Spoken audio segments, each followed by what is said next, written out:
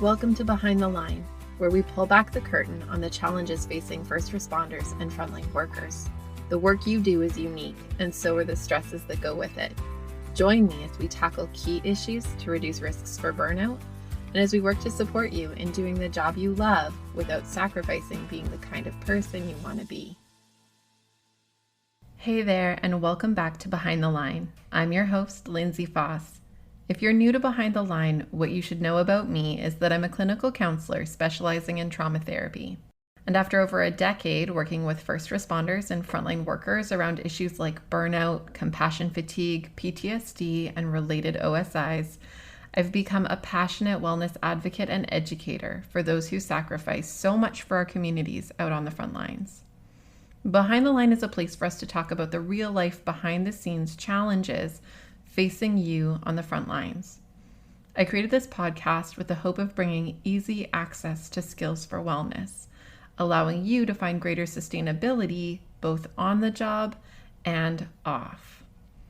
Today, we're finishing our series on suicide risk prevention, and in some ways, we're wrapping up in the place I intended for us to start. When I mapped out my plans for topics for the podcast, I knew I wanted to address this topic because the need for it is so incredibly high. But as I started working on pulling together the topic of suicide prevention, it grew into this series.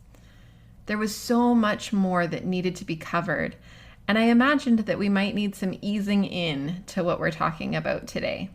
So the earlier parts of this series have hopefully prepared us for this. Today, we're talking about what it is like to be the person in the deep, dark hole. We're going to talk about the slippery slope that tends to send us into the hole, how to recognize the hole we're in, ways to work at intervening to try to find a ladder back out, and resources and supports that can help us to do that.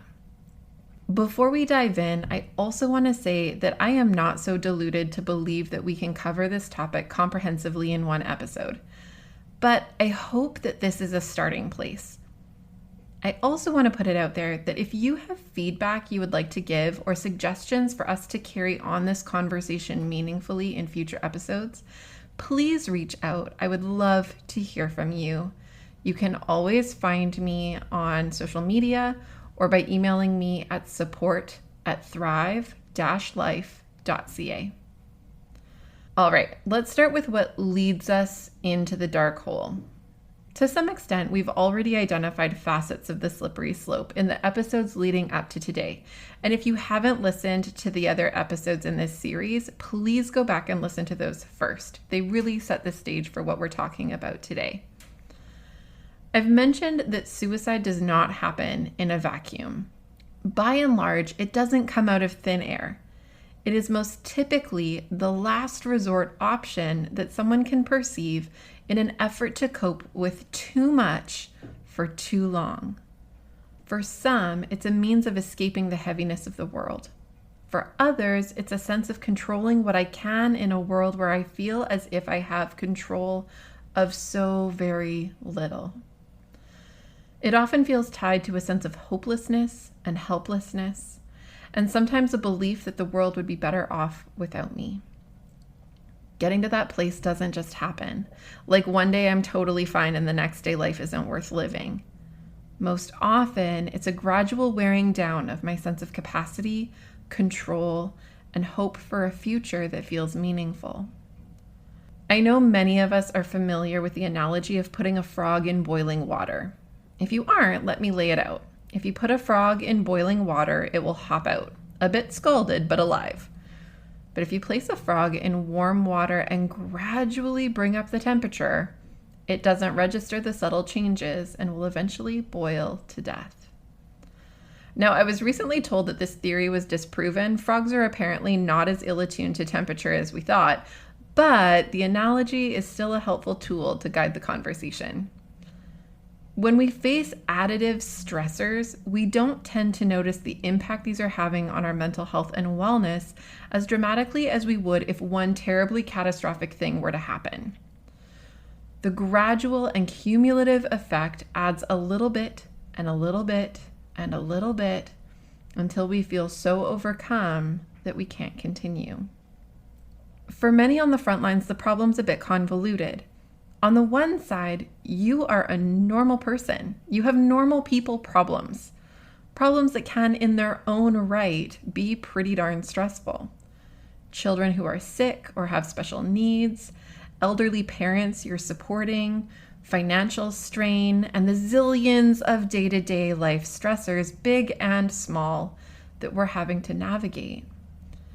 Then you have the problems you face as a result of the work you do.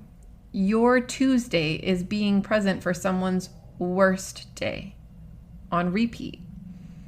You're exposed to suffering, desperation, pain, and so much more within conditions that can feel toxic and or dysfunctional.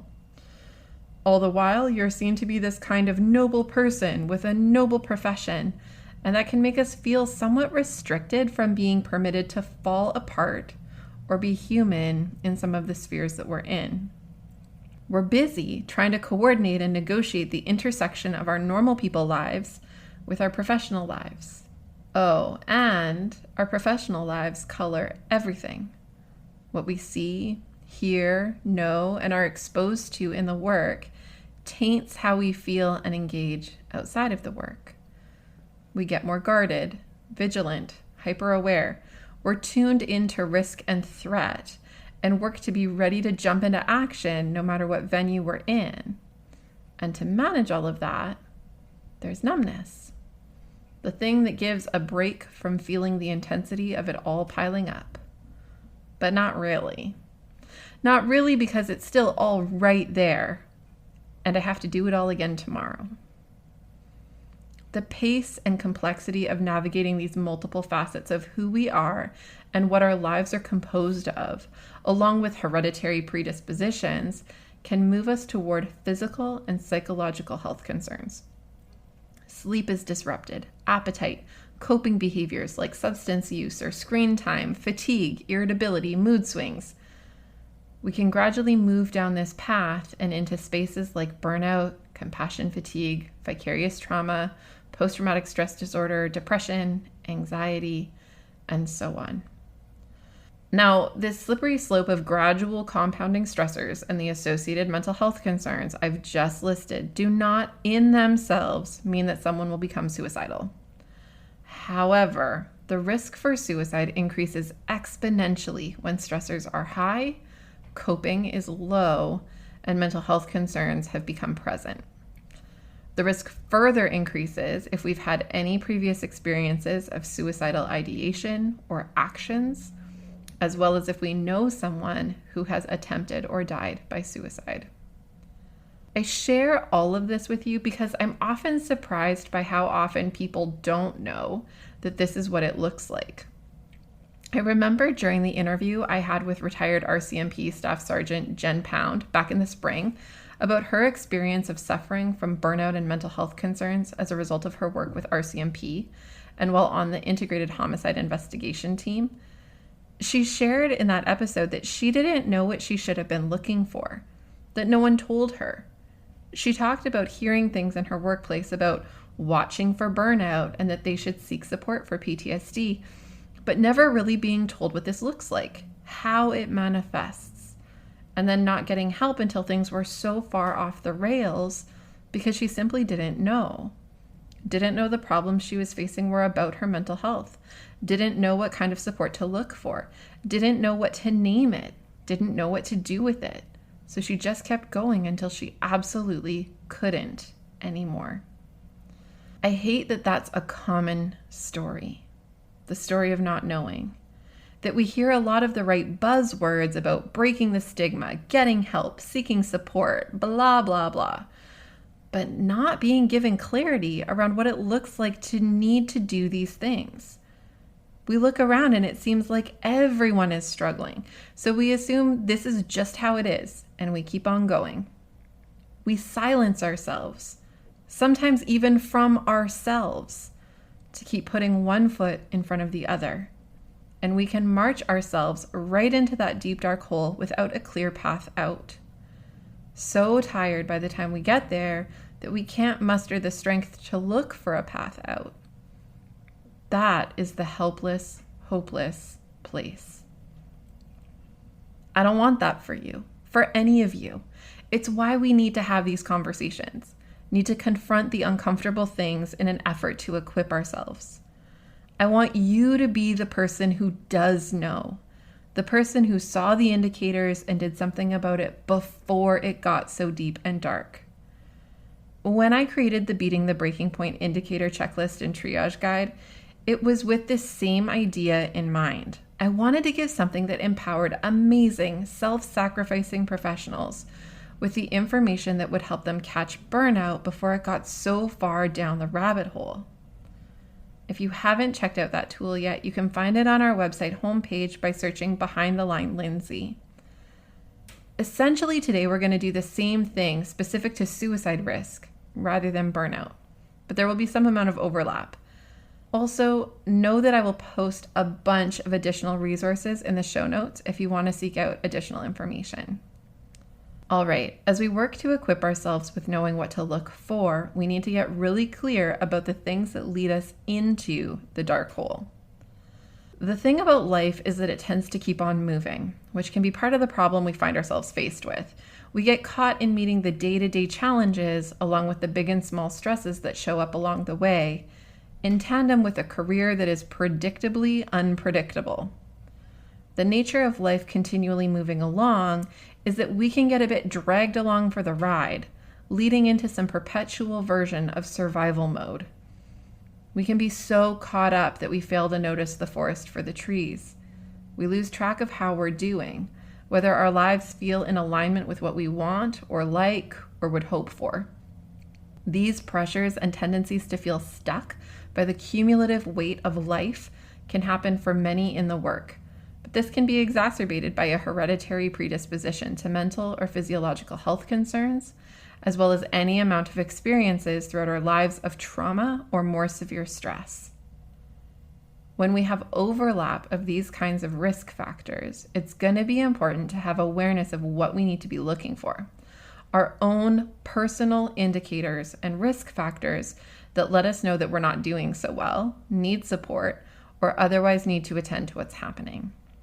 For example, if I know that I have family members who struggle with depression and anxiety, that I have a family member who has attempted suicide, and that I have had some early life exposure to stress, that I have my own history of struggling with low mood sometimes, and that on top of my work right now, I'm also facing stress related to separation or financial concerns or something like that, the interaction of these multiple risk areas and stressors can quickly add up to feeling unable to cope. As these add up, we can grow increasingly helpless and hopeless, overwhelmed and out of control, disconnected and devalued. This is the place where risk becomes significant, particularly if we begin to pair this with planning or fantasizing about methods to end our lives, beliefs that others in our lives would be better off without us, untreated acute mental health concerns, and access to lethal means.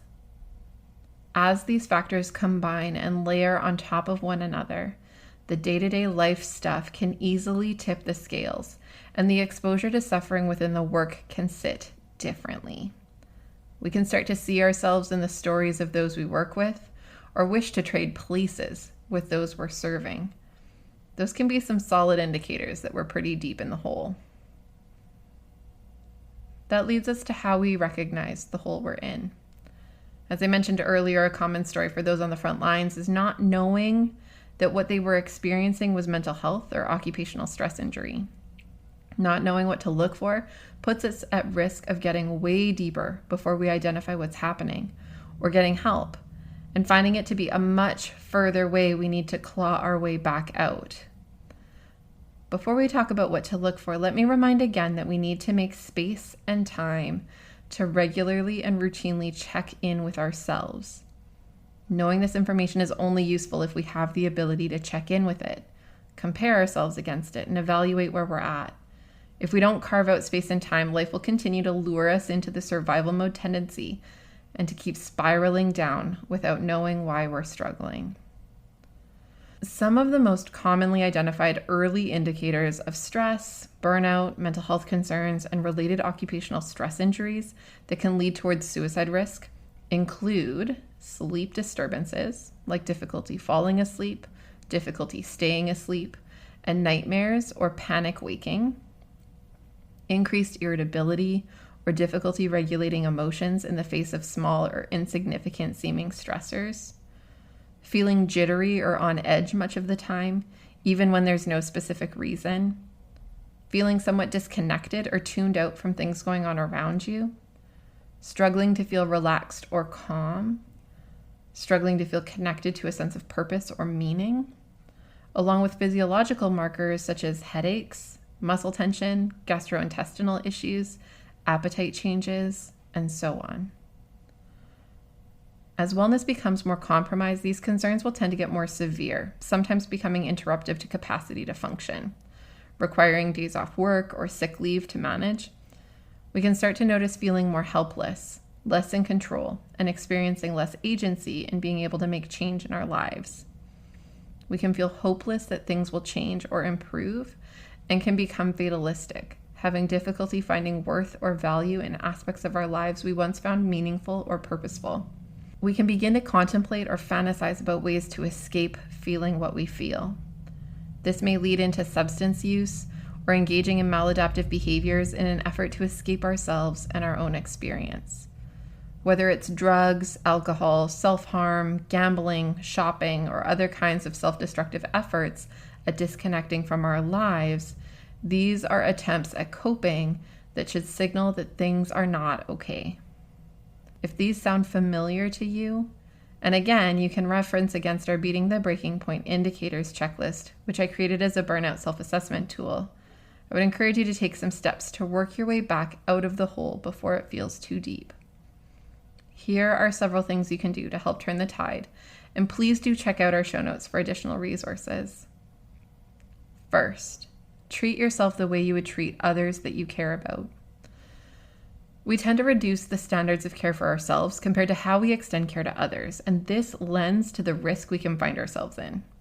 If we can't value ourselves or show gestures of valuing to ourselves, we will have difficulty experiencing a sense of valuing in the world and from others. We are with ourselves the most and need to offer care and valuing to ourselves. Sometimes we don't know how or where to start with ourselves. So try thinking of what you would tend to do or offer to others and do pieces of that for yourself. This will include saying no to things, drawing limits to protect and preserve your energy. I read something recently that said, "You are a precious and limited resource." And it's true. Part of valuing ourselves means doing things that care for us, both by inputting things that bolster our internal resources, as well as limiting external things that cost us resources. This may include drawing limits at work, like how much overtime I take on, or switching to a different line to remove myself from toxic dynamics or environments. For many, treating ourselves well when we're in the dark hole can feel impossibly hard, in part because we know how far we need to go to get back out, and it feels overwhelming to try. If this is the case, focus on small steps and allow permission for a gradual building of these pieces. Things like going to bed 20 minutes earlier, or eating one piece of fruit, or doing 5 minutes of light stretching can be starting points that become the rungs on the ladder out of the hole. Next, receive what others give. When we're in the hole, it can feel hard to see or hear the efforts others make to reach in towards us. We can be resistant to their care or receive it as pity. We can complicate what it is. Try to let what others offer stand as what it looks like on face value, the same way you would want others to receive from you if they were struggling. Try to allow people in your life to offer and support where they can and in the ways that they feel able. Third, ask for specific support. While others might offer and try to enter into our hard spaces, they don't always nail it. Sometimes what they have to offer isn't what we need, not because they don't want to offer what we need, but because it's not what they naturally think of to give. They're not mind readers. Sometimes they may not know how to give in certain ways, Other times, they just don't think of it on their own. Being clear with others about what's happening for us and what we would find helpful can set them up for success in meeting those needs effectively, which then sets us up for success in getting those needs met. Here's a quick example. My mom, who I adore, is an advice giver. What she offers naturally is creative brainstorming solutions to problems. And often I love that. Meanwhile, what I sometimes need is someone to listen and not tell me how to fix it. She can do this. She just needs to be reminded to put her fixer tendency to the side and focus on listening. When I preempt conversations with this and let her know that that's my need, we both walk away feeling better. She feels like she met my need, and I feel like I had my need met. It's so much better than when I fail to clarify my need and she engages in fixing, to which I respond with either defensiveness or shutting down, to which she feels uncertain what went wrong, and I feel unheard, devalued, and frustrated that my need wasn't met. Lose-lose. One of the barriers I often hear to asking for support from people in our lives is the idea of not wanting to be a burden to those we care about. Here's the thing about that. If not getting support results in suicide, I promise you that the burden of guilt and confusion and regret felt by those left behind is far greater and far more deeply and negatively impactful for their lives on an ongoing basis than whatever burden might exist in them supporting you to remain on this earth. Please don't delude yourself into believing that you are somehow saving them from pain or discomfort by not asking them for help. This ends up inviting a level of pain for them that is in its own right hard to live with.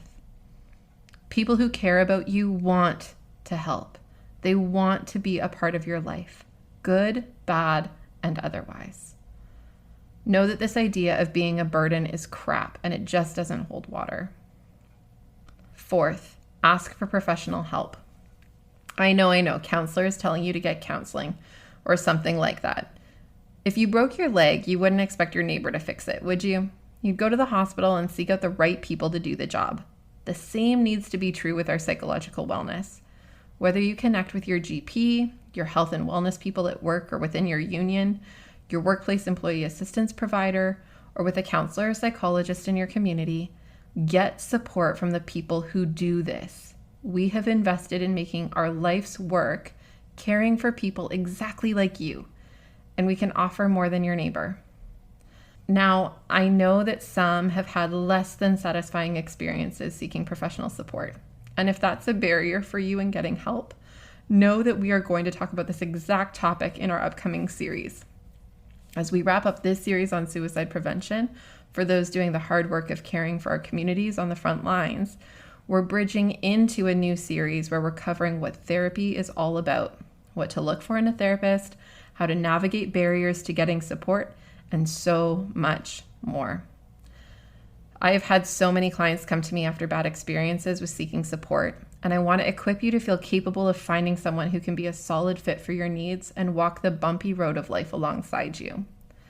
I hope you'll join me as we jump into that series next week, and I hope you'll encourage others in your life to take a listen as well. Last but not least, as we work to find our way out of the hole, desperate times can call for desperate measures. If you're feeling unsafe, if you are so deep in the dark hole that you can't see a way out, please know that there are people who want to help you find the ladder. We have resources like crisis lines for a reason. It's because our culture values life.